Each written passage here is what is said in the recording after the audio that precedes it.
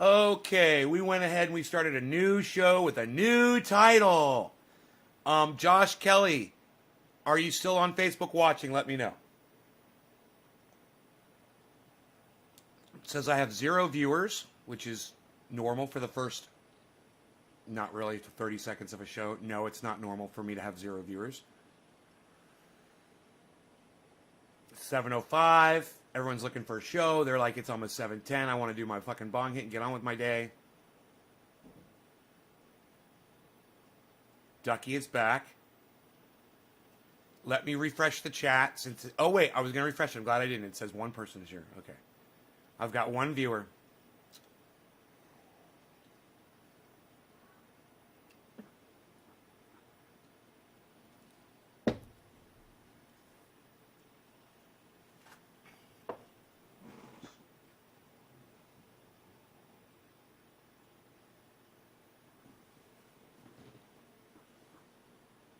You're fed. Don't look at me like that.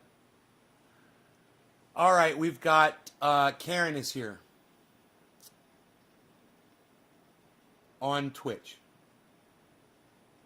And she is hosting me. Thank you, Karen. Wow, man. It's like I'm all ready to do a blow-up show and everything. Hey, Josh is back. Good. I'm ready to just blow shit up. You know, and really give you guys the show of shows today. And, you know, Shit Lips doesn't want to let you guys know that I'm live. They don't want to let my audience know that I am live right now.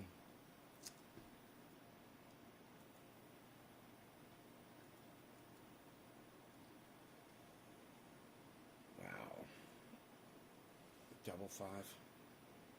Josh, thank you, Josh, for sharing. That helps so much, man. When the algorithms won't help me, maybe you guys will. Did the title change on Facebook? Let me know if the title has changed.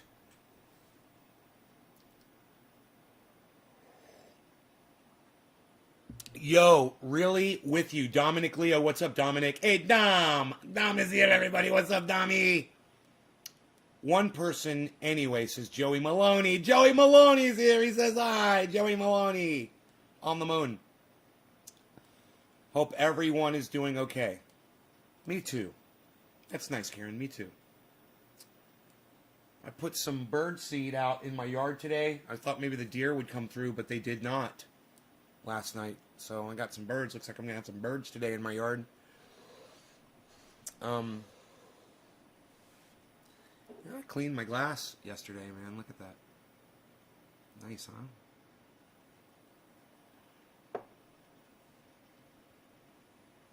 I miss the wildlife. Yeah. Yeah. Well, you know, I got a dog now, so the deer don't come by that often now that I got a dog. I rarely see deer here. Awesome, says Dominic. All right, well, you know, crypto's doing good today, so let's bring that in. I don't know why there aren't people here. Hey, was your ear itching you, buddy? I can scratch that for you with a Q-tip. Right now, the Bees is trying to figure out what he wants to do. You got food and water, buddy? You're all good, right? You want some food? No, you're not that hungry, are you? You've already got it. I'll give you some more. I'm going to give you some.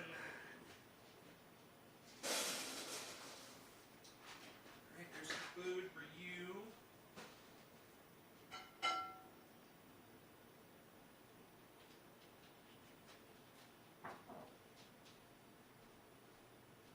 Man, it is freaking cold outside today all of a sudden.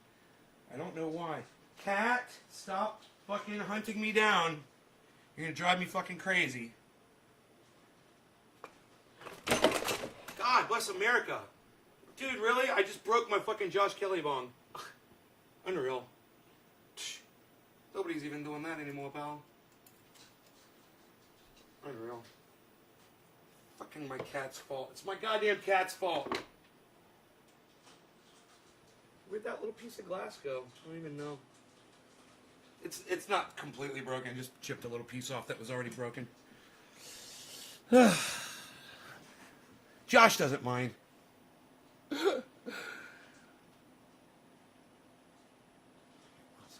Nick, post forums says F. Okay, post, what's the F for? Does it mean fuck, you broke your glass? Yeah. Do you have Discord? Yes, I've got Discord. It's at Nays Garden on Discord.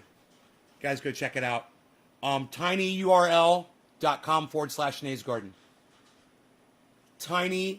Yeah, that was a fucking fail. tinyurl.com/Nays Garden. Okay? If you're looking for a Discord server.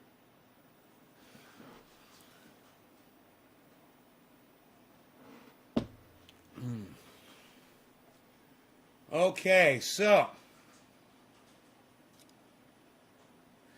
I was just trying to put this somewhere. That's so funny. This ended up on the fucking floor.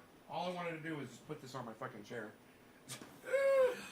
And I ended up fucking knocking the bong over and fucking doing all kinds of fucked up shit, and I don't even get my hoodie up where I want it. Okay.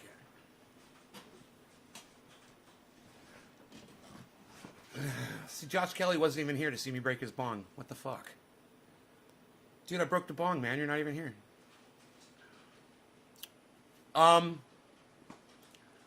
Okay, so let's get into this, shall we? Let's get rid of the, this group right here. Oh, I was going to say, this fucking software's acting weird. OMG, EOS, Theta, Vet, Zen, SNX, ZEC, Mana, Algo, Sushi, Dash, all looking great today. ADA even still looking good. Cardano's holding it together at +4. Doge is looking strong for tomorrow's Saturday. I really think today's the day it's going to go up to $1, guys. Friday. I think this is the day. Let's see if Doge does it. I really think it's going to go to $1 before Saturday Night Live hits. So let's see. It's at 60.7. Maybe it'll start happening during the show. Bro, if by the end of the show it's at like 70 cents, it'll be exactly what I predict. It's the high in the last 24 hours was 64. Now, it did get up to 69 cents. Overall, I believe. But it has seen 64 in the last 24 hours. I think we're going to see 70 today. But that is an uneducated hopium. And by hopium, it's hope with opium. You know, it's like a drugged up fucking hope on crypto. They call it hopium. My hopium is saying we're gonna hit 70 cents, and $1 today, but it's 70 cents, I believe, within this showtime. So, we'll see by the end of the show. We'll see if it's at 70 cents. We'll see what happens as people start waking up around the world. It is 7:10. The first digit on this stream was Crazy Karen. Thank you, Karen. Cheers to you, and happy 7:10 to you, girl. Cheers.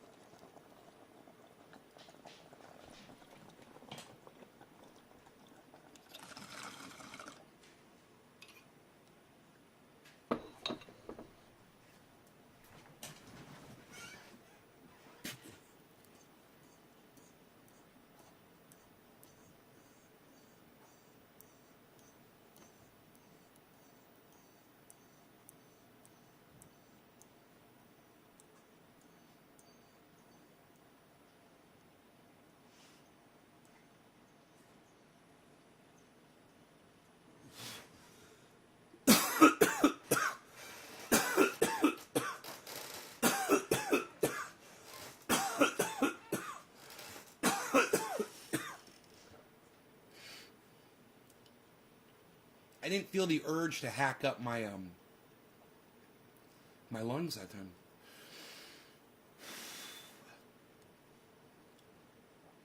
It's good.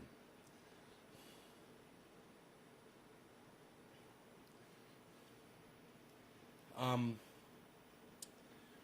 just going to check the email and see if we ever heard back from Professor Dave Exposed. There it is. I usually have to do that after my first bong hit in the morning. Come on, Professor Dave Explains. Explain to me an email, bro. Let me know you want to learn about cannabis. Adam, what's up, buddy? Let me know you want to learn about cannabis and THC and CBD, bro. Let me know it's something you know nothing about. Can you believe this? One of the smartest people I've ever seen. And let me tell you something. Simon Dan is a smart motherfucker. But Professor Dave Explains, his command of knowledge, it's dizzying what that guy knows. And I know more about cannabis than Professor Dave Explains does. And he knows about everything. But I'm smarter when it comes to cannabis. When it comes to Simon Dan or Professor Dave Explains. Or Thunderfoot. Or Arn Raw. Or all the smartest people I could possibly name that I love. Or Matt Dillahunty. I know more about cannabis than any of those guys. You know what? I'm okay with that. And I'm going to put a tweet on that. People are going to be like, so what? So you know more about a drug? Yeah, I do. And you know what? It's the future. Just like I know more about crypto than all those guys do too. You know, it's the fucking future. And you guys are watching me because I am the fucking future. I am the future. I exude the future. I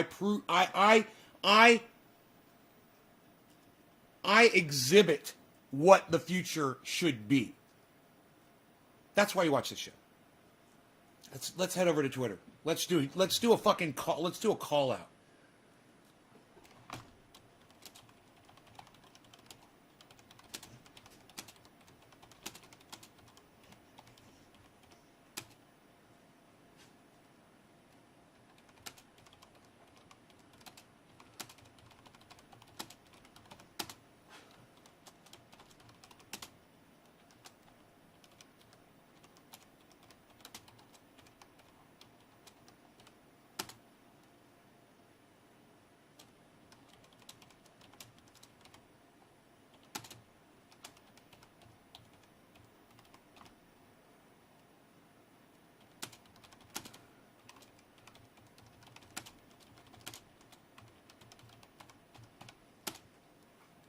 All right, I officially know more about the subject and history of cannabis than Matt Dillahunty, Arn Raw, Simon Dan, Thunderfoot, and Professor Dave Explains.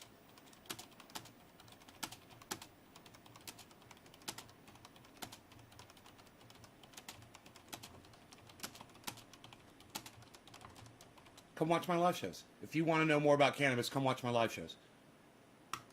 What do you guys think? I didn't at them either.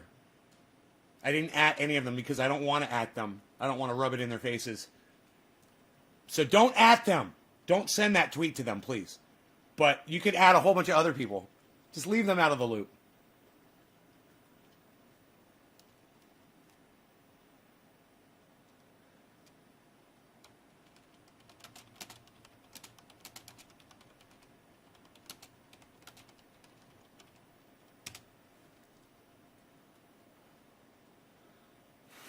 Thunderfoot smart.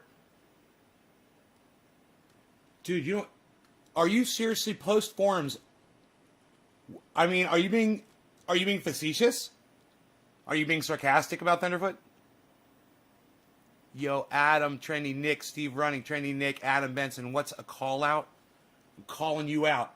That means I disagree with you on something or I own you on something and I'm calling you out for your laziness or your ignorance towards cannabis. You know that my friend Adam Benson knows more about cannabis than Simon Dan, Professor Dave Explains, Thunderfoot, Matt Dillahunty, and whoever else I put in that post combined. My friend Adam Benson does, because he watches this show. Missed the busted joke. No, I didn't miss the busted joke. You said Thunderfoot smart. Nah, he's busted. It's not fun. It's not a joke. It's not funny. I mean, the reference to the fact that he does busted videos and you're like trying to be clever. You're just trying to be clever and failing at it. It's not a joke. A joke makes people laugh. Me laughing out of how pathetic you are, that doesn't count. That was a good one.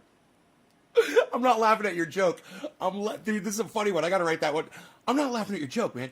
I'm just laughing at how pathetic you sounded when you tried to make people laugh saying it.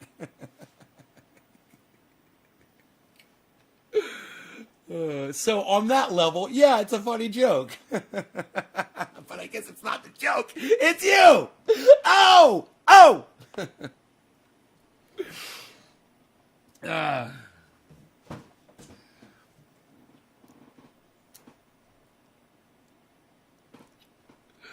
You could take it, Post. You could take it. You could dish it out. I know if you can dish it out, you can fucking take it.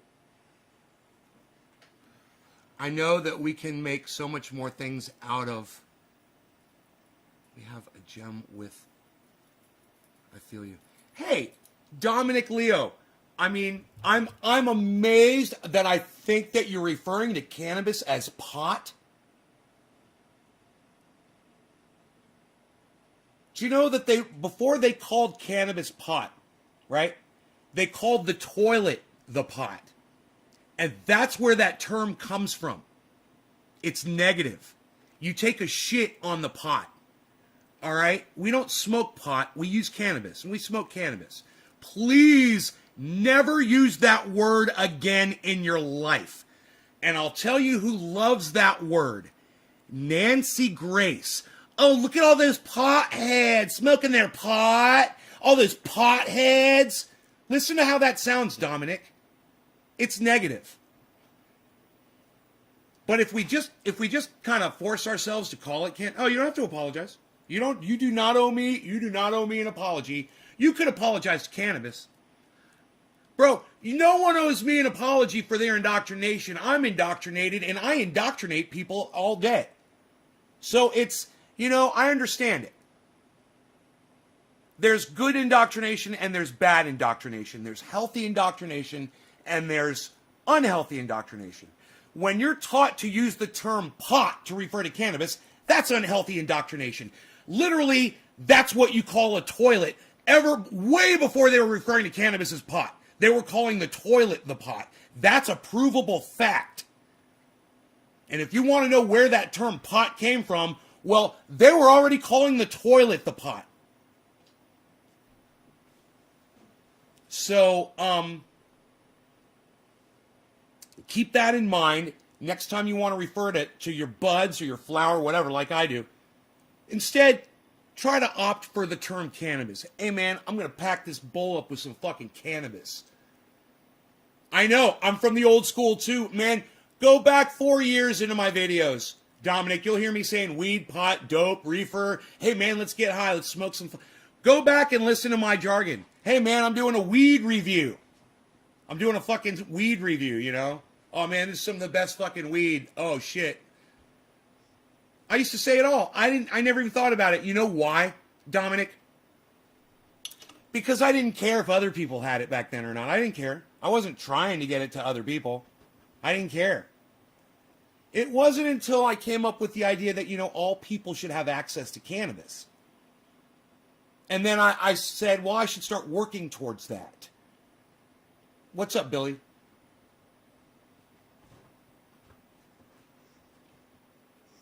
You heard Thunderfoot say in the times of Jesus?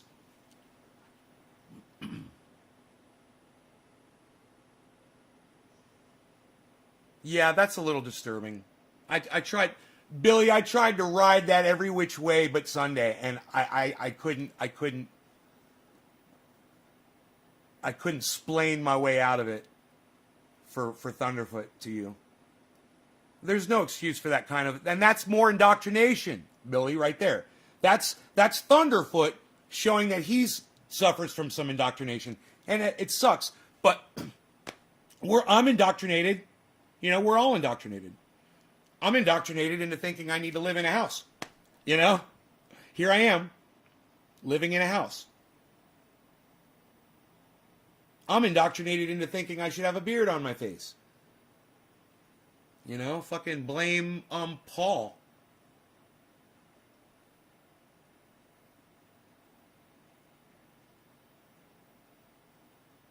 I blame Paul for my beard. A Freudian slip. It's an indoctrinated slip, that's for sure. We are so indoctrinated. It's okay. I mean, it's okay that we're indoctrinated. We just need to be aware of it. That's all. You just if you're aware of your indoctrination, you're still indoctrinated. I mean, you're not saying you're not going to do it anymore, right?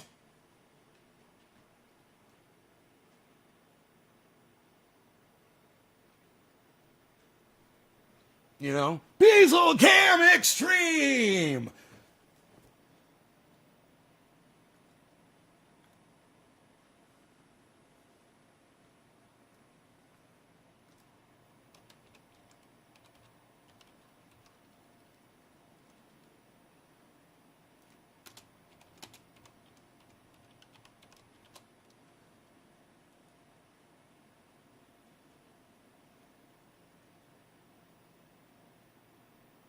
Bezels be Beaslin.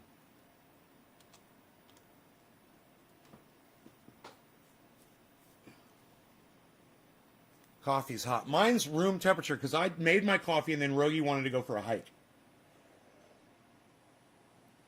And I took him for his hike this morning and I hurt my ankle coming back, my left ankle. And I'm like, I got to be walking through fucking airports and shit.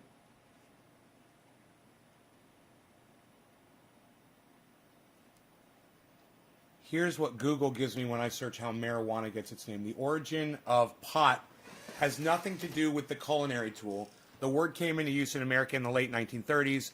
It is a shortening of the Spanish patigua or pac aguaya that came from patación de guaya, a wine or brandy in which marijuana buds have been steeped. It literally means the drink of grief. Where do you think the term panning came from? Lol. Panning? I don't know. Wait, whoa. This is interesting. Joey, you know what's interesting about that? I don't doubt that for a second. And in the 1930s is perfect. Because William Randolph Hearst heard the word pot as an abbreviation for cannabis and said, perfect, I'm going to start calling them potheads. And that they're having pot parties and smoking pot because it sounds like a fucking toilet. I guarantee you. Thank you for looking that up, bro. I'm so glad that you guys are looking shit up. Hell yeah. Isn't that funny? 1930s, man. Crazy, huh? I mean, it couldn't be any worse of a time for cannabis than the 1930s. The most vicious time for cannabis. You know, it wasn't the 1920s. It was fucking 1937. It was right after the middle of the goddamn decade that they banned it forever. William Randolph Hearst. Any word with negative connotations, right? Exactly. Anything to put it down. And the history is all available to you guys. I would love it. You know, as many times as I promoted, let me just ask you guys. I'm not going to get mad with you. Just, have any of you guys ever gone to Jack Here's website and read a little bit of The Emperor Wears No Clothes? Because the entire book is free for you to see right now on the internet. Anytime you want to see it on your smartphone, you can pull it up. Just pull up your web browser. Type in jackharer.com. Once you're on the website, at the top of the screen, there's a link. It says The Emperor. Click on Emperor, and it's the whole book. Right there on your phone. You can zoom in, and you can read the whole freaking book. And let me tell you something. It is the definitive source of information on the history, the banning of, and the uses of cannabis hemp. I'm telling you that, Joey, you don't need the book. Joey, you don't need the book. You can go read it for free. I want to know if any of you have ever gone to jackharer.com as many times I've promoted it on this show. Have any of you ever gone to the website? Any of you? Can any of you say, yeah, nay, I remember you saying jackharrer.com, and that you could click on the Emperor link and read it. And I went and I read a whole bunch of history on cannabis there. I'm just wondering if anybody's ever gone. And since nobody is saying, none of you, which is shocking and is good, because now I know that some of you are definitely going to go there. Okay, both Joey and Joe, isn't that funny? Dolch, what's up, son? Both Joey and Joe have gone to jackharrer.com and clicked on the link that says The Emperor and accessed the whole book. I don't know if you guys are, if that's sinking in, so I'm going to say it over and over again. Okay, let me grab the book and show it to you while I'm saying it. How's that?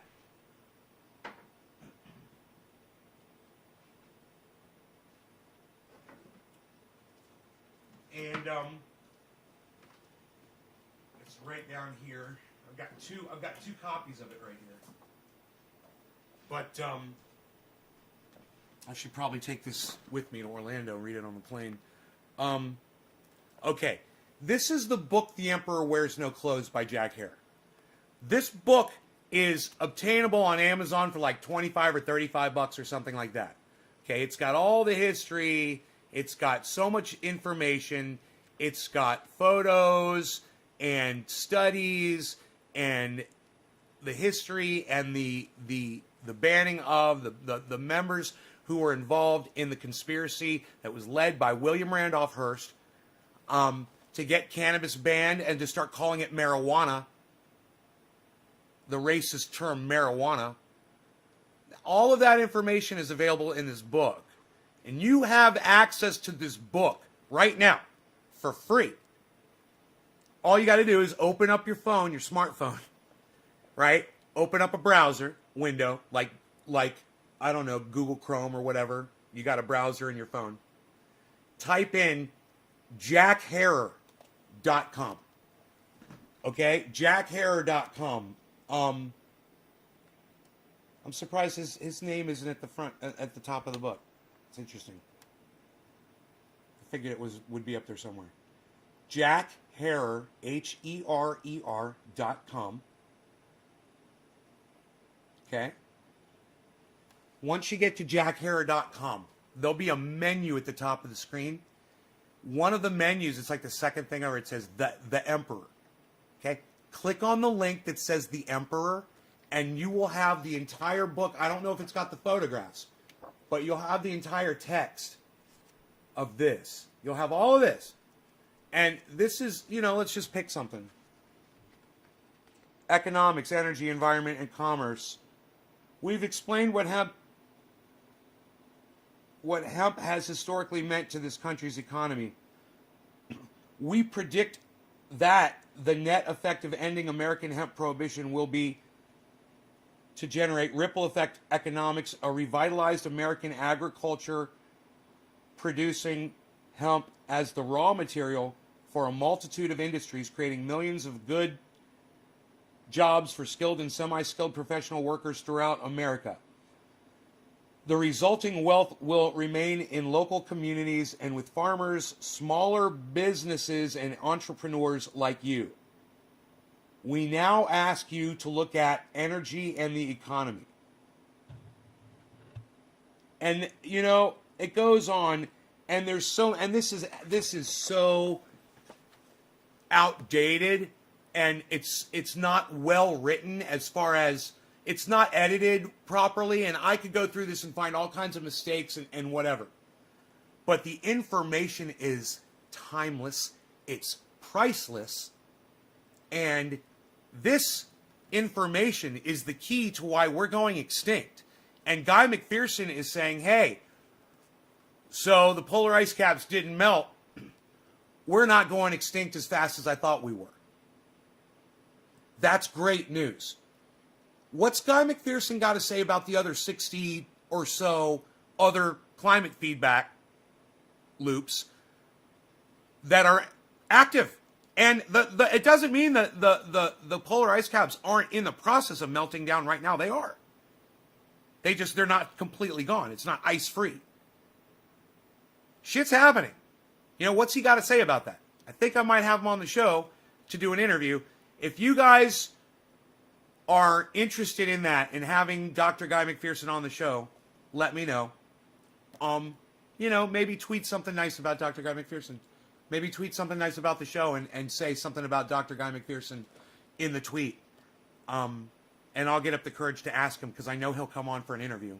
It's a sure thing. If I ask him on, he's coming on. It's going to be me and Dr. Guy McPherson, and we're going to have a serious conversation. And a lot of you don't want to hear that conversation. Some of you are parents. Some of you are grandparents. Some of you think your last name is going to live on forever. Some of you think that we're going into outer space and we're exploring like in Star Wars, or Star Trek, like we're going to be on spaceships and traveling around, and we're going to, no matter what Dr. Guy McPherson says, we don't have time for any of that shit. I mean, he might have been, a few years off, but he's not 100 years off. I promise you that. Because I'll just go look and watch a Thunderfoot video about CO2 levels. And I'll show you guys that.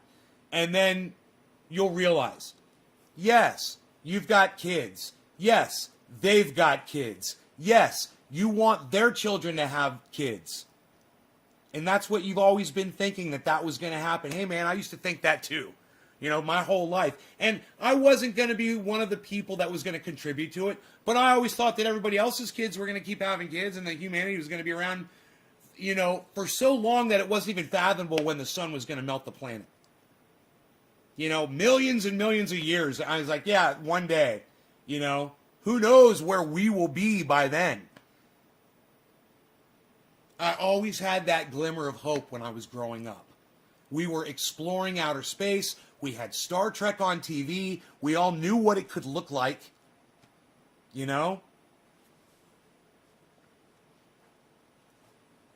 Professor Dave Explains thinks that in 1,000 years, humanity is going to be doing that shit. He literally has a tattoo on his arm, right? And it's... I didn't listen to what he said. I played the goddamn video and I was in the kitchen doing dishes, and I think he said it's the equation for determining distances. It's like trigonometry or something. I'm not sure. You know what? Let's watch. It's only a 7-minute video. All right? It's Professor Dave Explains talking about his tattoo. All right? Is that cool? Can we do this? Is this cool? Can we do this? I'm going to close a couple things here.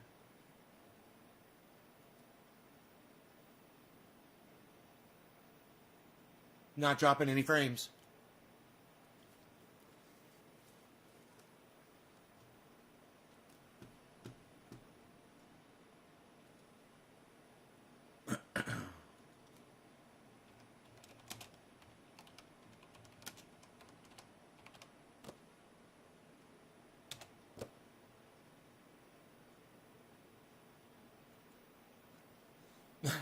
I love this guy. I think he's fucking great. I know more about cannabis than he does, though. Now, I could let you see just the part where he explains when he says what about being in 1,000 years. He just makes a comment, where we'll be in 1,000 years, blah, blah, blah. It's irrelevant to the conversation, really, here.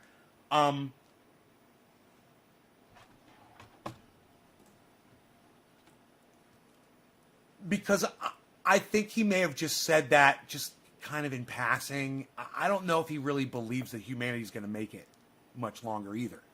So I can't really speak for Professor Dave Explains. I would think that he understands most of what Dr. Guy McPherson understands. Carbon footprint and slow global warming, but we all need to be on board. Other countries that started warning. Hemp needs to be a part also. Kristen, no, we can't. We can't slow global warming. Listen, I hope you're right, Kristen, and I hope I'm wrong. And I hope some little kid has just now figured out how to stop it all. But as of right now, it's a fact, Kristen, that we do not have the technology to reduce our carbon footprint. It doesn't matter what we do here on the earth. Listen, Kristen, if we shut it all down right now, no more coal-fired plants, no more cars on the street, right now, no more CO2 production. We all stop eating meat, all the cows die. Listen, that's going to be a problem too. You think that the cows stopping, we stop eating meat, right? That's the biggest producer of methane on the planet. And we stop eating meat, right? And we start eating fake meat, which is fucking great. You wouldn't be able to tell the difference now. They've got steak. It's unreal. It's fucking made out of fucking 3D printers and some shit. I don't know. I'm just saying. There's people eating it. They're like, this is the best fucking steak I've ever had. It's fake. It's fake meat. So the technology exists to do that. But that's not the problem. The problem is, Kristen, since the 1800s, we've been producing all of this CO2, and it's going to keep building and building and building even after we stop it all. So this whole 1930 by 2035, we're going to have it all shut down. It's all going to be on batteries and blah blah blah blah blah. It won't matter because how dare you, David C? It won't matter because everything that's already happened, it's going to affect us in the near future. And it's getting worse and worse and worse. We can't stop what we've already done. We've already broken the fucking planet. The science is out. And listen, Dr. Guy McPherson, he didn't realize that COVID was going to fucking happen. What if COVID didn't happen? What if COVID didn't happen and slow down global warming, which it did slightly? Is that why the polar ice caps didn't melt? I don't know, man. But we definitely humanity had an effect on the temperature. And wouldn't it be crazy if we get another pandemic and we got to shut everything down because it's worse than COVID? It's like an Ebola and it's even more contagious. And even if you wear a mask, you'll still give it to somebody or whatever. Who knows? You look at somebody and they catch it, right? Who knows what we have in store? And then it does shut down everything. And then we're able to cool the fucking planet off because of a fucking virus. Wouldn't that be amazing and horrible at the same time? Look, you guys have to realize we can't slow it down, honey. We have no control over the current CO2 level. You're not listening to me. We've already created all of the CO2, and it's getting worse and worse. And if we shut down today, it's still going to get worse and worse and worse. And Kristen, we're not going to shut down anything, right? Think about it. We're not shutting down anything. Watch some Thunderfoot videos, Kristen. I'm going to hook you up with some Thunderfoot videos after this. But let's watch this. Let's watch this first. All right, let's watch this first. Ask Professor Dave. Hey everyone, welcome back to Ask Professor Dave. This is where I answer all the common questions that I get on my channel. Today I want to cover a question that I do get quite a lot, and it arrives because a lot of you see sort of on the edge of my arm, I have a tattoo showing, and a lot of you want to know, what is that? What is that tattoo all about? It looks kind of space related, and it is. So I wanted to take the opportunity to give you a closer look here and explain a little bit about what it is. So you can clearly see that it says 1 parsec here, and that's a unit of astronomical distance. And so this is the way that we describe distances within our galaxy, how far away stars are within the Milky Way. And so what we do is, it's quite interesting, where we can look at where an object is in our galaxy at a certain time, and then we can look again when the Earth is in another part of the orbit around the Sun, like on the other side of the Sun. That will generate an apparent shift in the object's location. So it'll appear to be in a slightly different place in the sky. It's a very small angle, but we can measure it with modern telescopes. And so from this triangle we can see that here's the Earth and the Sun. So we know the distance between the Earth and the Sun. That's called 1 astronomical unit. And if we can measure this angle, it's called the parallax method. We can see how far away the object is. So par is for parallax, and sec is for arcsecond. That's when this angle is 1 arcsecond. That's a 60th of a 60th of a degree, so it's a very tiny angle. When that angle is 1 arcsecond, this distance is 1 parsec. So it's a standardized unit of distance. It's about 3 1/4 light years. So the closest sun to the Earth, apart from our own sun, is a little over 1 parsec away. So that's what my tattoo is. I don't want to say too much else because I actually am going to be describing it in more detail in my upcoming astronomy series that I'm writing. So over here I do have a bunch of books on my desk about astronomy, and I'm going to be taking about a month to write that astronomy content and put that out for you guys. And so the reason I got the tattoo is that astronomy inspires me in general. The idea, science in general, but the idea that we have a unit of distance for objects in space, it represents the notion that we understand space, that we understand the universe around us, that we can look at some star and say concretely how far away it is. It's a very powerful concept, and it inspires me. And beyond that, simply the fact that I would love to go to space. I would love to go anywhere in space to all the lands that I imagine that we might colonize in the distant future. Tell us about it, Billy. And it makes me sad every day that I probably won't. But here, listen. Even to just get up to orbit and look down would be it's coming up. Enough for me. So to look at this every day and be inspired by it and think about how I ought to strive for greatness in order to be able to experience great things. It's very important to me. So that's that tattoo. I also want to show you another tattoo that maybe you can't see so well in the tutorials, and that's this one here. And so some of you may recognize that as the red mushroom from the Mario games. Professor Dave's got guns. Mushroom.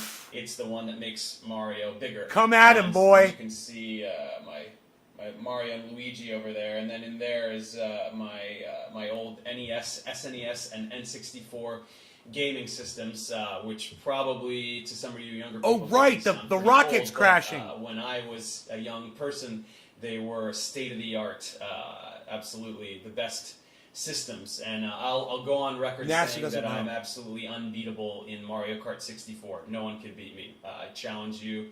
If you think you can, give me a shout.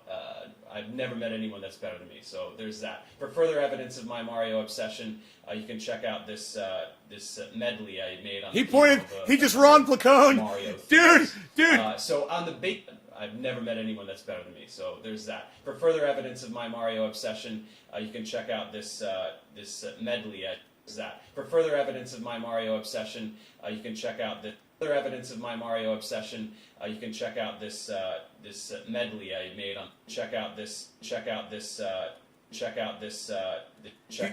And he looks at the screen. He's like, check out this medley. Check out this. He's Ron Placone. You can check out this. Dude, I love watching Professor Dave Explains. Ron Placone, man, it's the fucking best. We gotta show this to Ron Placone. Look, somebody get out your cell phone and make a short video. I'm gonna say. Okay?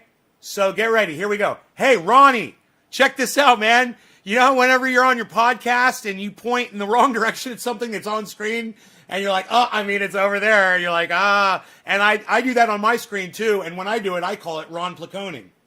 Well, hey, man, Professor Dave Explains does it here, and it's beautiful. Check it out. You can check out this. You can check out this. You can check out this. You can check out this. Professor Dave Explains. It's on the other side of the screen. What are you doing? He's Ron Placoning, everybody. Hey, look, everybody. Professor Dave is Ron Placoning.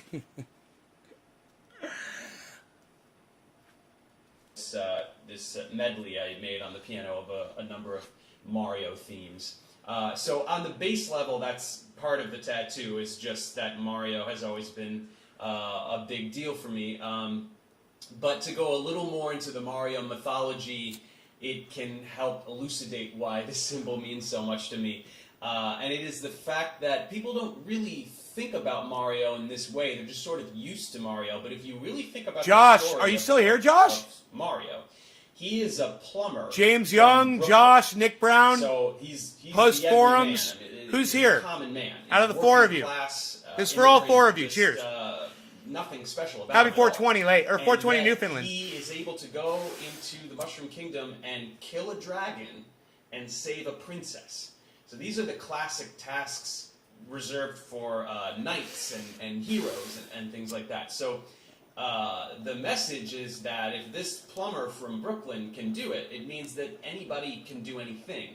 And so that is also very inspiring to me. And so Mario is kind of my spirit animal, so to speak, or my spirit guide. And not just because I resemble him, but for those reasons. It's inspiring to think that he could do something like that, even if it's just a video game. Resemble? And so that which brings Mario strength brings me strength. And that's why that sits on my bicep right there. So those are my two tattoos, and I don't have any others at the moment, although I do think that I probably will get more, maybe 2 or 3 more over my lifetime. I don't really think I'll ever be covered in tattoos, but I love the 2 I have, and I could definitely see myself having a couple more. As for the Parsec one, I'll give you another look at that. If you enjoy that kind of imagery and those kinds of concepts, look forward to the astronomy tutorials. As always, if you like my content and you want to see more of it and faster, the best way to get that is to support me on Patreon, because YouTube income alone does not support me, and so I have to take other freelance work to He's support great. myself. But I would love to not do that. I would love to just do this. And so if I can get enough support on Patreon, I can work at it absolutely full time. I can hire an animator to help me out. I can hire people to help me with various production-related tasks. So any help on Patreon would be greatly appreciated. And other than that, I'll see you next time. Dude, when did he say it? When did he say It's in space. It represents the notion that we understand space, that we understand the universe around us, that we can look at some star and say concretely how far away it is. It's a very powerful concept, and it inspires me. And beyond that, simply the fact that I would love to go to space. I would love to go anywhere in space to all the lands that I imagine that we might colonize in the distant future. There it is. There it is. My bad.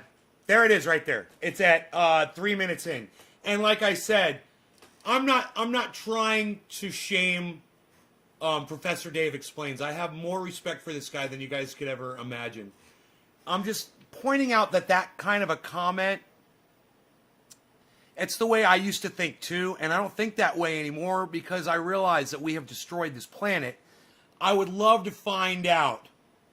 You know, let's go back to the time right here. It's 3:05. Lands that I imagine that we might colonize in the distant future. And it makes me sad every day that I probably won't. But even 3:04. to all the lands that I imagine that to go anywhere in space, to all the lands that I imagine that I would love to go to space. I would love to go anywhere in space, to all the land, and beyond that, simply the fact that Right here, 258. All right, let's share this here. Share. Start at 258. Copy. Okay, great. So, I grabbed that link, and I'm going to send him that link, and I'm going to say, hey, man, where are you at with the extinction of humanity? Do you think we really have enough time to get out in space and explore and go anywhere? Or, I mean, how much time do you think humanity has before it goes extinct? Seriously. And what do you think about climate and all that shit? I'm going to send him an email. He says, hey, man, if you have any questions for me, email me. So, I'm emailing him, and sometimes he misses my emails, but hopefully he'll get this one. And I'll ask him. And I'll just be like, hey, man, have you checked out Dr. Guy McPherson? And have you heard what he has to say about climate? Do you subscribe to any of that? Do you think that we're going to solve the CO2 problem? I should also grab him a video of, I told Karen we're gonna do after this, we're gonna do Thunderfoot, right? Here, check this out.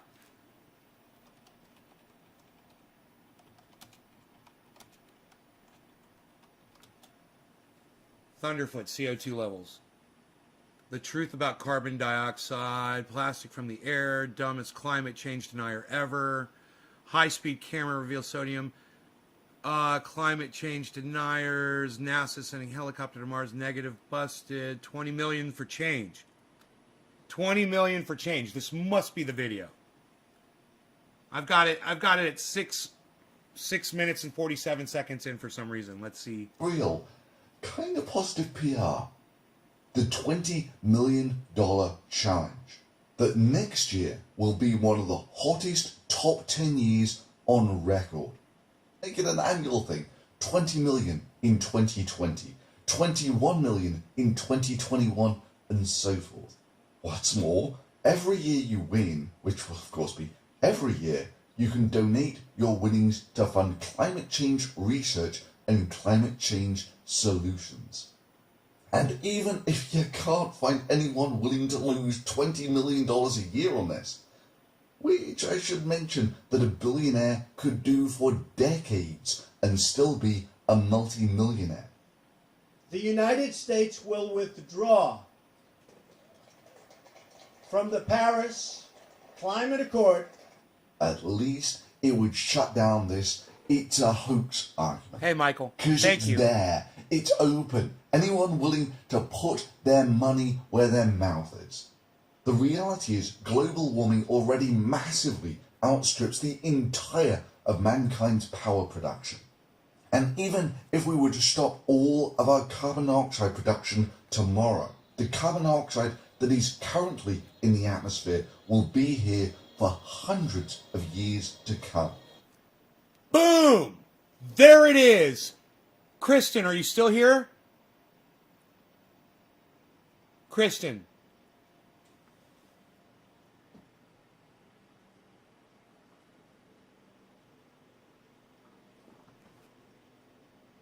What the fuck is that noise?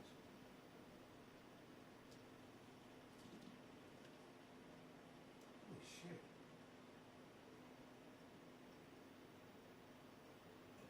It's weird. Somebody's calling my router. No one's got that number. Nobody's even got my router number, pal. Psh, unreal.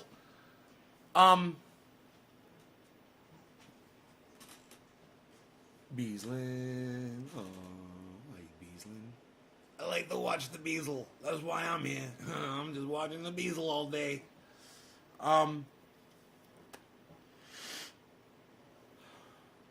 Kristen's gone, right? That's the part right there. Did you hear what he said? Let's go back. 8 minutes. This is at 8 minutes in.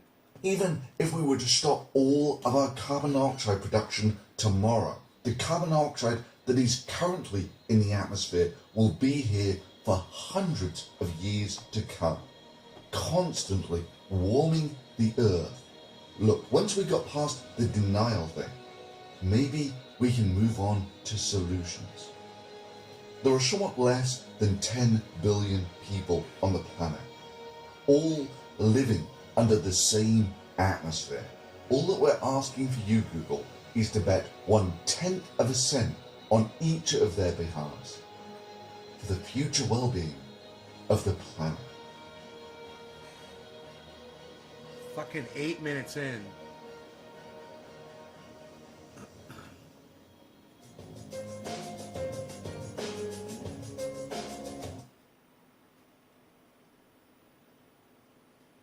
Eight minutes in. If you were to combine every single bit of mankind's energy, constitutes only about 10% of the extra energy that we receive from the sun due to global warming. That carbon dioxide is going to be here for the long game.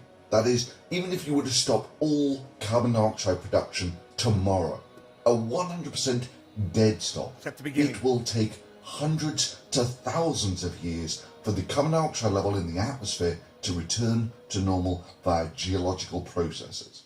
Certainly, no one alive watching this video will ever experience the carbon dioxide level in the atmosphere actually decreasing. Did you hear that? Thunderfoot, who is a fucking scientist And I guarantee you, Dr. Guy McPherson would concur. No one alive today will ever experience a drop in CO2.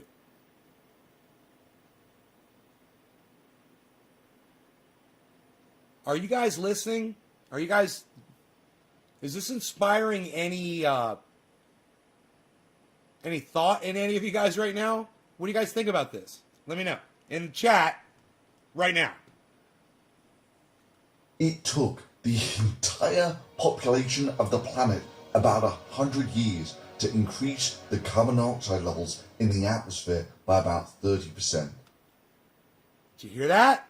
I'm trying to give this to you a little bit at a time so you can grasp what he said right there. We increased our CO2 levels 30%. It took us 100 years to do it. Kristen, listen to what this scientist is saying right here, all right? Fuck that guy that you're telling me to watch. He's not talking about fucking global climate feedback loops at all. All right? You don't even understand, Kristen. You're totally being brainwashed watching Our Planet. I'm telling you. There is nothing we can do. You got to start looking at the goddamn facts. You know, does your doctor, professor, whoever the fuck on Our Planet that's paid thousands of dollars to do that, does he show you this shit? And does he talk about the fact that we can't drop CO2 levels? Don't get it. The Tennessee was just told by UN to cut CO2 and methane. This was my response. Right? And we did that by burning the oil that's been under the ground for millions of years. We did it by burning the oil. Right. Listen, I said at the beginning of this show, the planet could have been saved with hemp cannabis as a fuel. But we instead, because of William Randolph Hearst, it made oil prevail. It's all right here in this video, guys. This is called hashtag 20 million for change. This is from 2019. And we did that by burning the oil that's been under the ground for millions of years. Now, I would love to see what COVID has done to that chart. I would love to see how low the temperature has gotten now because of COVID, because of the lack of production. He's saying it's 10%. So we had a slight effect on the overall temperature. But we can't bring down the CO2. now that wasn't necessarily a dumb thing to do. We get a lot of bang for the buck out of that. Gas, hydrocarbons are basically the best chemical energy storage system on the planet. And all you got to do is dig it out of the ground. It took us from the Wright brothers to flying halfway around the world in one of these things for a few $1,000 in about a century. Hell, fossil fuels powered the first stage of the Saturn V. This is Thunderfoot.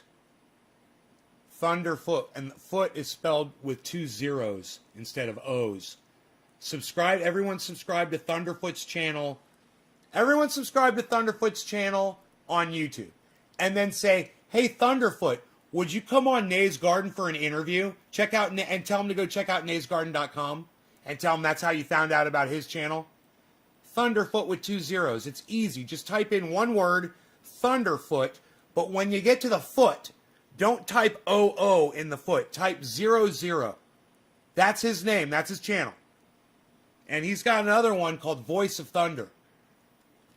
Which took us off the planet to the moon.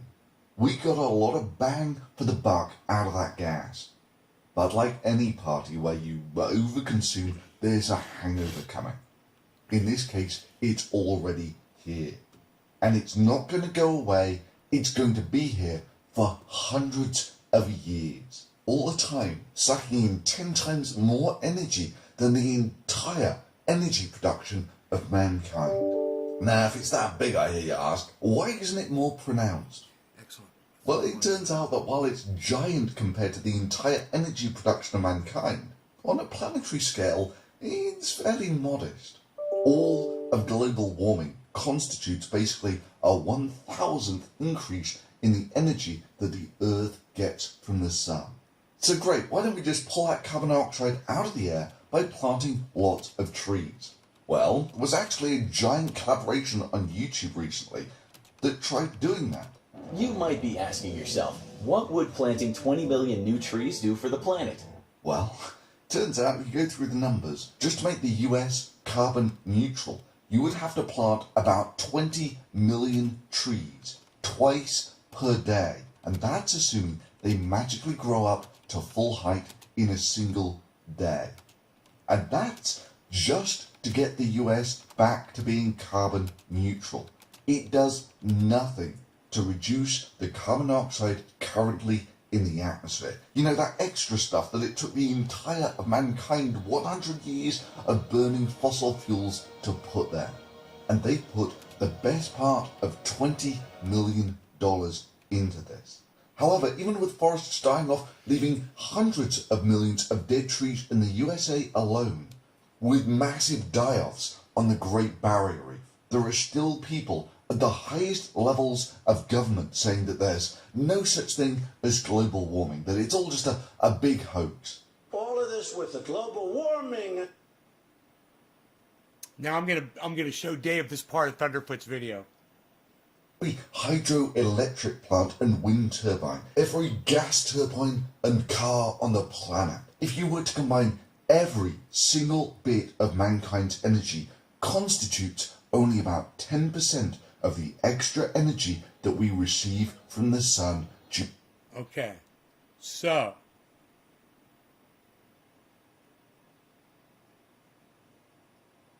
it would be at, he talks about all that. I don't want to waste his time. It would be at 15 seconds in.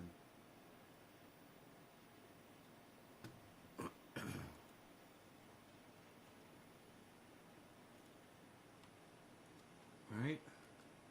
Were to combine every single bit of mankind's energy, constitutes only about 10% of the extra energy that we receive from the sun due to global warming. That carbon dioxide is going to be here for the long game.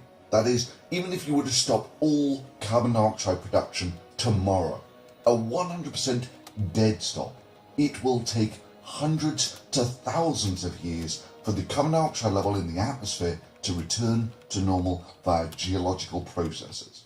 Certainly, no one alive watching this video will ever experience the carbon dioxide level in the atmosphere actually decreasing.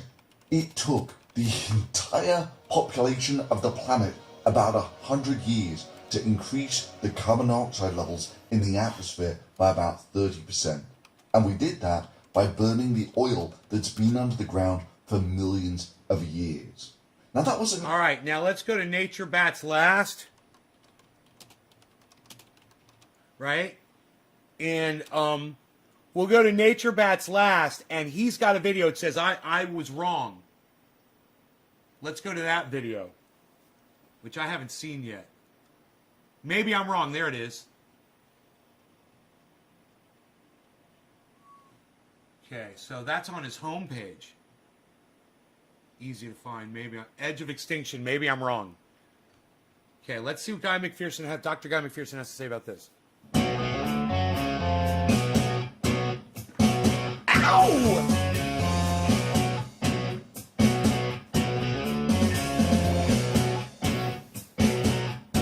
So hard, man. So fucking hard. I'm not known for my optimistic perspective. Indeed, I've referred to hope as a mistake and a lie at GuyMcPherson.com. I love that. However, I hope I'm wrong about everything with respect to abrupt climate change. Me too, bro. Me too. Sometimes the peer-reviewed I hope you're literature wrong gets it too, wrong. bro. Science offers I hope the we best go to available fucking process for understanding strange the new universe worlds, and our man. place in the universe. And yet, sometimes projections and predictions prove to be incorrect. This does not mean the process of science is poor, and it certainly does not mean science is a belief system. Rather, the process of science is self-correcting. When it points to an incorrect outcome, scientists learn from the process and make appropriate adjustments. This is why predictions and projections are so important in science. Unless the United Nations Environment Program is wrong, the ongoing mass extinction event has been underway for at least 10 years. The United Nations Environment Program reported in August 2010 that we were driving an estimated 150 to 200 species to extinction every day. This is at least the 8th mass extinction event on Earth, unless the peer-reviewed literature is wrong about that topic. I will quote only peer-reviewed literature from this point forward in this video. The peer-reviewed literature finally acknowledged the ongoing mass extinction event on June 19, 2015, with a paper by conservation biologist Gerardo Ceballos and colleagues in Science Advances. The paper was titled Accelerated Modern Human-Induced Species Losses, Entering the Sixth Mass Extinction. Coincident with the release of that paper, lead author Ceballos said during an interview, quote, "Life would take many millions of years to recover, and our species itself would likely disappear early on," end quote. This conclusion is supported by subsequent work indicating that the living planet did not recover from prior mass extinction events for millions of years. The latest paper by Ceballos and colleagues was published in the prestigious Proceedings of the National Academy of Sciences on June 16, 2020. Vertebrates on the Brink as Indicators of Biological Annihilation and the Sixth Mass Extinction is the title of that paper. Maybe conservation biologist Ceballos and all of his colleagues are incorrect. The rate of environmental change is reportedly 10,000 times faster than vertebrates can adapt, according to a paper by Quintero and Weens published in Ecology Letters on June 26, 2013. But maybe they're wrong. Mammals cannot keep up either, as reported in a paper by Davis and colleagues published in the Proceedings of the National Academy of Sciences on October 30th, 2018. Perhaps Davis and colleagues are incorrect in this prestigious peer-reviewed journal article. Burke and colleagues reported in the Proceedings of the National Academy of Sciences on December 26, 2018, that the best analog for the future is the Pliocene. This paper uses the IPCC's representative concentration pathways, and concluding that we are headed for the mid-Pliocene as early as 2030. The representative concentration pathways ignore dozens of self-reinforcing feedback loops and the aerosol masking effect, also known as global dimming. The mid-Pliocene was at least 2 degrees Celsius warmer than today. This stunningly rapid rate of environmental change indicates vertebrate mammals will not survive. Maybe Burke and colleagues were wrong in their assessment, despite the fact that it was published in this prestigious peer-reviewed journal. The ongoing rate of environmental change is proving too rapid for vertebrates and mammals to adapt, and it is underlain by a high level of industrial activity. Yet a reduction in industrial activity also drives up the global average temperature as a result of loss of aerosol masking. Unless, of course, the level of aerosol masking has been overestimated by Levy and colleagues in their January 2013 paper in JGR Atmospheres, and also by Rosenfeld and colleagues, the latter with their February 8, 2019 paper in Science. Earth is already losing habitat for human animals around the planet. A paper by Raymond and colleagues published in Science Advances on May 8, 2020 concludes Earth has surpassed lethal wet bulb temperatures in tropical and subtropical areas around the globe. The paper is titled, "The Emergence of Heat and Humidity Too Severe for Human Tolerance." Perhaps Raymond and his colleagues are wrong. Dude, I hope so. But guys, let's not forget about the insects dying off. And, let's not forget about the pine beetle wiping out entire forests. How is that affecting the planet's ability to filter CO2? In addition to the more CO2 that we've already created, That's a lot of emotes, Truth Matters. It's like an emote test. Test 1, 2, 3. Let's see which emotes work. Man, you could throw down emotes like that, guys, on YouTube. That's cool as fuck. Not eco-friendly.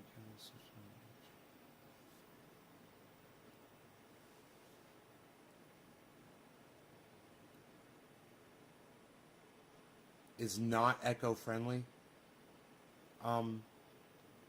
yeah, who cares whether it is or isn't? You know, who the fuck is she? How the fuck is it not eco-friendly? I'll prove to you how it's fucking eco-friendly. Truth matters. Come at me. I'll make my case. It's completely eco-friendly. It's 100% recyclable and eco-friendly. And it all depends on how you do it.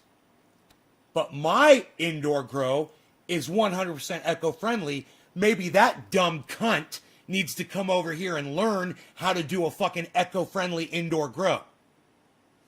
Angela Dowden, you stupid fucking dumb cunt bitch. What do you think, Truth Matters? Come at me. Come at me.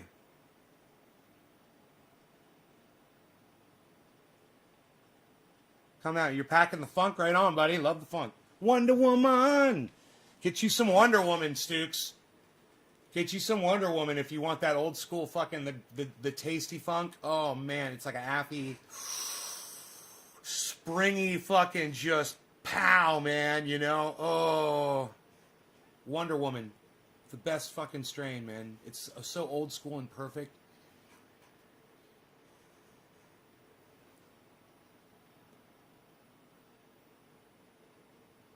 Look, I know it's fucking sustainable. I don't need a goddamn article. Truth.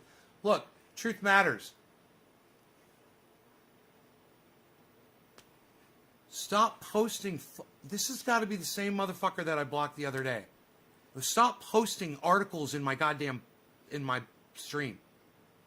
If you can't have a conversation by just talking to me, I'm going to block you again. Stop. Stop copying and pasting shit into my goddamn stream.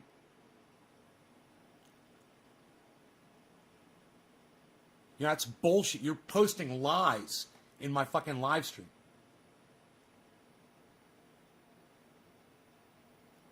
It's not articles? Huh. News/news/growing cannabis, indoor cannabis to be sustainable. Yeah, whatever, dude. Whatever. Whatever the fuck your bullshit is. If you can't have a fucking conversation with me about it, I just told you. My shit is fucking 100% sustainable. You got a question about it?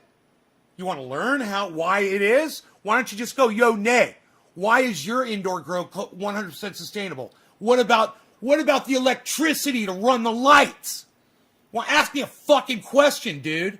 How about that? You know, if I was using electricity, wouldn't that be non-sustainable? In an indoor grow? Why don't you ask me that instead of copying and pasting bullshit? Why don't you ask me that question? Go ahead, ask me. Thank you, John. John just gave it away. Yes, thank you, John. Because I'm using solar power, bro. I'm using solar and battery. It's all here. It's all sustainable right here on my own property. I'm not drawing from any other source. Yeah, it is. It is. I'm 100% sustainable. So if you want to be 100% sustainable, don't be a little cunt bitch. Whoever fucking wrote that stupid fucking article. Oh, indoor growing is not sustainable. Get some fucking solar panels. Get some batteries. Right? And boom. Reuse your soil like I do. And don't take your fucking soil and dump it on the side of the fucking road like some of the scumbags around here used to do. You reuse the soil. You reinvigorate it. You pull your old plants out. You pull the fucking roots out. It takes 1 minute. Right? And then you chop it up with a shovel. You throw some fucking bone meal, blood meal, fish bone meal. You throw some Epsom salts in there. You throw some potash. You throw some earthworm castings. You take vegetable compost. You take some bat guano. You throw all that in there. You mix it up. And your soil doesn't end up in a fucking plastic bag on the side of the fucking road. Or in a landfill. You know? You know how many bags of soil end up in fucking landfills? People, idiots, throwing their fucking soil away, man, because they don't know. You just buy a couple of fucking really cheap additives. There's nothing to it. Any garden center, they've got them right there. It's the cheap bags, these giant bags of stuff. They all say meal on them, cottonseed meal. God, man. What are some of the other ones? I mean, we know about the bone meal, the blood meal, and fish bone meal, and the fish meal. We know about those, but there's really light nitrogen. Oh, kelp meal. Man, you want to get that. You want to get the kelp meal. You want to get the cottonseed meal. You want to get that slow release stuff. Throw that in there. Organic hemp growing. Yeah, whatever, man. I'm into organic vegetable gardening. Everything organic. Unbelievable how stupid people are. Right, Kristen? Right, Kristen? Right? Right? Yeah, kelp meal. Cottonseed meal. They got it all right there on the shelf. Bone meal, blood meal, bat guano. It's all right there. When you walk into the garden center, boom, it's all right there. First shelf, man. All the best gardeners know. You don't have to ever buy new soil again. You know, and don't forget your earthworm castings.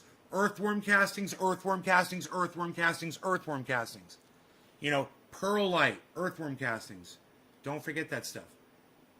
Just basics. Just basics. Just basic shit. Let me tell you something. The basics are the best. Plants love them. You want to have monster plants? Bone meal, blood meal, bat guano, right? Fish meal, and then feed them with fish emulsion from Liquinox, the fish fertilizer from Liquinox in the blue gallon jugs. Dark blue gallon jug, fucking best goddamn shit when you're growing like this. Don't forget your vegetable compost.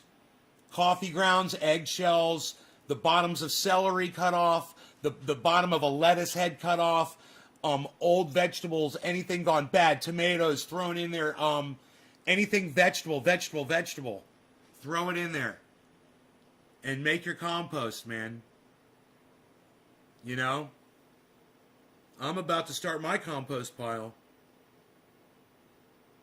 You know, I got all the fucking things in bags ready to go. All I got to do is throw it in the dirt, chop it up, and water it down.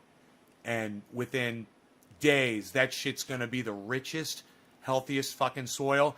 And there will literally be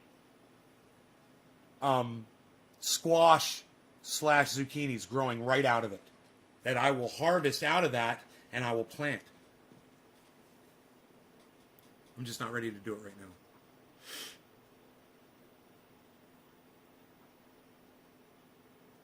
My coffee grounds, bro, I take those, I know you all throw them away. Those little Keurigs, coffee. I take a wooden pokey stick and I rip the top, and then I rip the top off and I let it sit on the counter and dry out. And then I take those little Keurig coffee things and I throw them in a bag. And you're like, nay, that's one serving of coffee, bro. You throw that in the bag like it's going to make a difference. I got to go outside. This bag's outside, but it's right outside the door.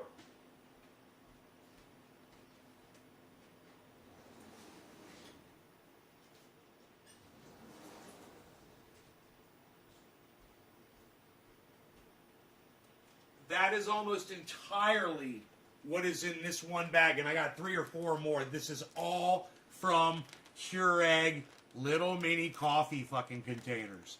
So don't tell me that it's not enough to create enough. And there's literally bacteria and shit growing in here now. And I'm going to throw this outside in my compost pile and chop it up with a shovel, a spaded shovel, and water it down. Look, there's moisture in there. There's probably gnats flying around in there. There's eggshells right there. This is almost 100% coffee grounds. Look at how much coffee grounds you get when you just, and that's a waste. That's throwing that shit in a landfill. So let me tell you, those little plastic things, they take up space. So when you're doing this, I line them all up on the counter so they'll dry out because they're easier to empty when they're dry. It take a couple days to dry out. Once they dry out, you dump them and you use that wooden stick to clean them out into this thing. You stack them into each other and you press them into each other, and then they only take up this much space in a landfill. They take up less space when you press them all together. That's what I do.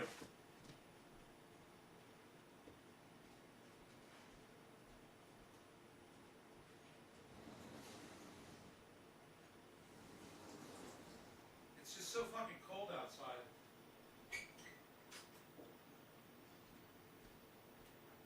It is so cold. It's getting a little warmer. Luckily. No, luckily it's getting warmer.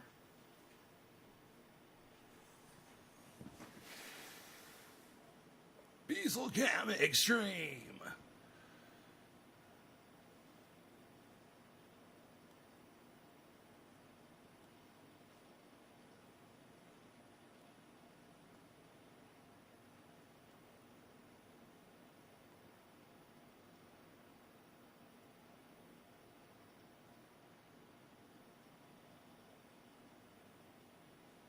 All my plants in soil for landscape. Ideally store it in glass or something else than crude oil, plastic. Dough. Truth says dough. Truth matters. I'm blocking you just for saying dough to me. Same motherfucker. You fucking idiot. I just blocked that dude. He always comes in with bullshit, and then he uses these stupid abbreviated words. And yeah, I blocked him yesterday because he said, saves time. I was like, yeah, well, so does blocking you. If you can't spell out though, Though, I don't want you here. You know, or don't say though. If you're going to say DOE, like I said, don't insult my intelligence, you fucking little cunt bitch. All right, you guys. So I think we'll end on a high note. I love you all so much. Thank you so much for watching my show. Ooh, wait. I've got more coffee. And plenty of. So I'll sit and I'll enjoy your company a little bit longer.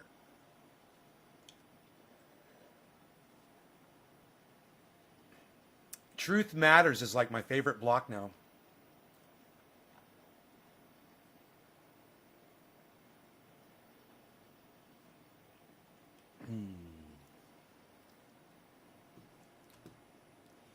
So, yeah, I wonder if Professor Dave Explains will reply to my question. I asked him again for an interview. I was like, how about that interview, though?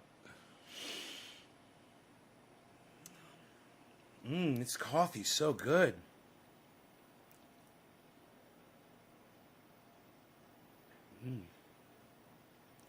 It's got whipped cream in my coffee. Have a great day.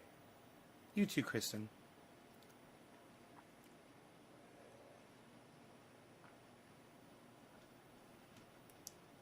Start working on my car. G Body Rallo 408. Hell yeah, buddy.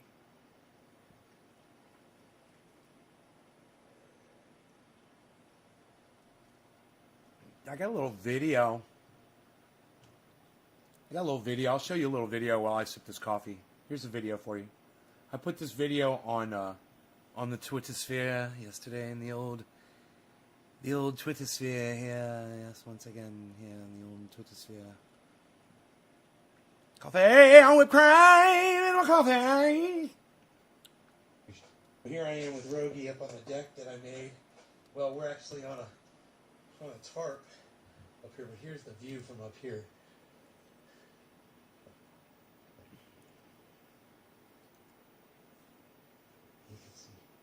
Rogan's appreciating the view. It's the view over the house, over the solar panels from up here. It's pretty secluded. My neighbor's house is right here, though. My neighbor's house is right through there. Right over there, actually. That's my neighbor's house. They're hard of hearing, so I got radio up here and stuff. Check this out. I got this radio. I listen to country music up here. Okay. Coffee. Country music. It's because it's the only station that comes in. Hey, really?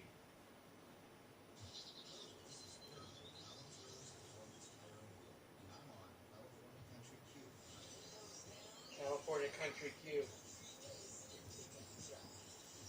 Got me some music. Here, look at the spot. Got all set up with a couple of mats and stuff. Got the boards on so the wind doesn't blow it up. And we've got my buddy Mark's telescope right here for looking at the moon, and we can look at that mountain. We took that mountain out through the telescope. And got lights up here. Yeah, I don't like country, but I've been listening to it. I'm a producer. I used to own a recording studio. The thing about it, it's hilarious, is it's all sad. It's so sad. They're always talking about how their woman left them, or they got to call mom because their friend died. They got fired. They're getting drunk. It's like, it's really depressing music. It's really fucking depressing music. I can't believe there's a market for music that's depressing like that, but god damn, it's so fucking depressing. It's, I like listening to the slide guitar players playing the lap steels. I do appreciate some of the music there, some of the more bluegrassy stuff. And I think it's funny to hear every country singer now doing rap. They all do it in their songs. Well, sitting down here next to the river, gonna get cold, I might have to shiver, but I'm standing here looking at the fishes in the water. Everybody's gonna go talking to my neighbor's daughter, but I was in a van, and you're just like, dude, that is so fucking played the fuck out. What the fuck are they doing in every single song?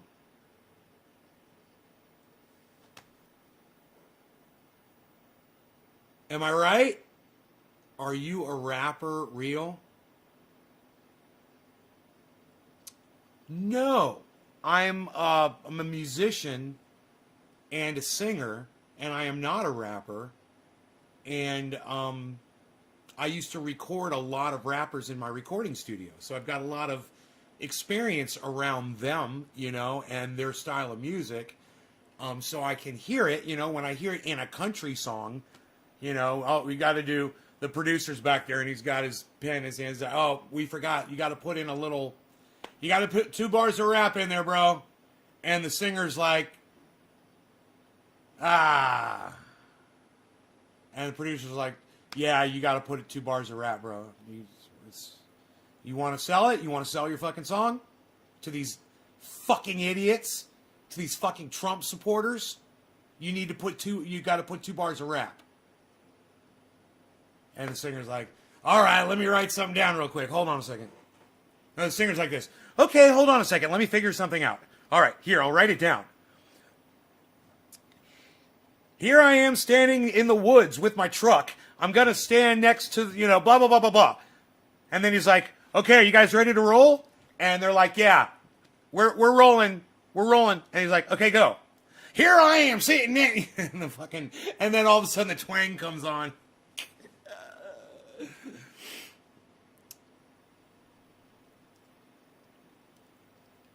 No, I don't know what that is, real Lee.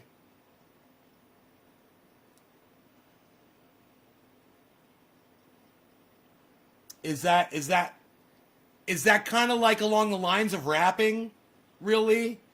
Is that what that is?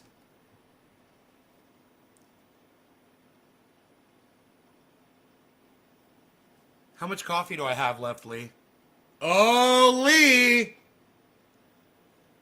Lee, you don't have... No. Sorry, Lee. You don't have enough time left. Sorry. You guys take care. Bye, everybody. I think I'll just block Lee. Since you said maybe, I think I'm just going to block you. How about that? I'm not even interested. I don't even want to know what you have to say. There. Bye-bye. All right, everybody else, take care. I will see you guys on the next show. How about this afternoon, noonish? My time, maybe around 1-ish or so for the 420 on the East Coast of the United States of America. What do you say? We'll check out the garden and check out the cryptos with Nay. All right? I'll give you one last shot here. One last shot of the crypto domain before I leave. Oh, we've got movement. Hey, look. Hey, I stayed to wait just to see if there was going to be any movement by the bees. And he was moving around. Did you see? He shifted. I definitely saw a shift. He's going back to sleep, though. But I saw a shift in the bees. So glad I watched Beazle Cam Extreme. It's my favorite spinoff from Nate's Garden. What am I looking at here?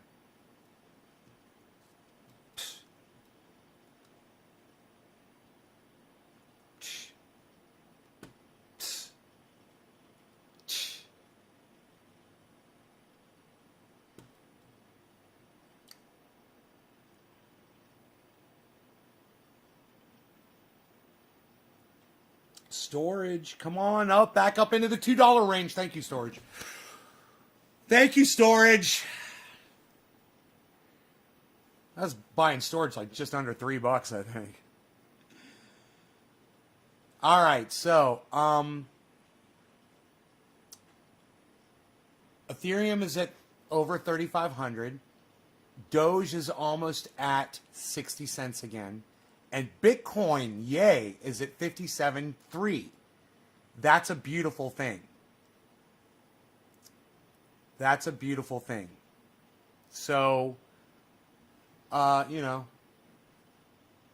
there you go. Beauty. Beauty, eh? You guys take care. I'll see you this afternoon. Bye-bye. Oh, how's Cardano? +5? Look at Cardano, guys. $1.70 at +5. That's fantastic as well.